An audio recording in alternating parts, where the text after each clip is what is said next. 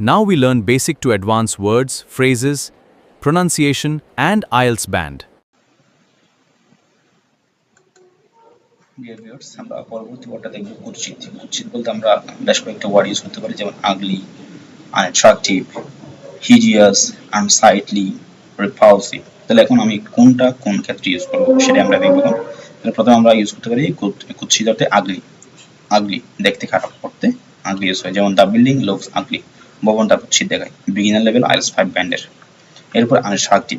Unattractive মানে আকর্ষণহীন বোঝাতে আমরা ফর্মাল ইউজ করব, আনঅ্যাট্রাকটিভ ইউজ করব, যেমন the design is unattractive, the design is unattractive. Intermediate level IELTS 6 ব্যান্ডের।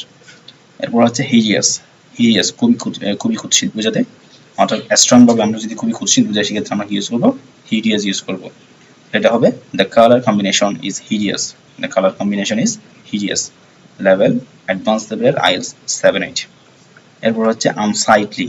আনসাইটলি চোখে খারাপ লাগে, অর্থাৎ কোনো জিনিসটা দেখে চোখে খারাপ লাগলে সেটাকে আমরা ইউজ করব, তখন ইউজ করবো কি, আনসাইটলি। এটা সাধারণত ফর্মাল রাইটিং এর ক্ষেত্রে ইউজ হয়।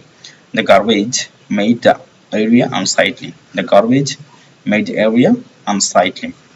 অ্যাডভান্স লেভেলের আইএলটিএস 8। এরপর হচ্ছে repulsive.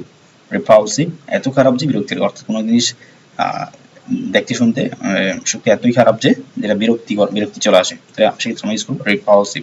The smell was repulsive, গন্ধটা খুবই বাজে বা বিরক্তি লাগে দেখতে, শুনতে খুবই বাজে লাগে। The smell was repulsive. Level advance লেভেলের আইএলটিএস 8-9। এরপর আমরা শিখব পরবর্তী ওয়ার্ডটা ইনশাআল্লাহ।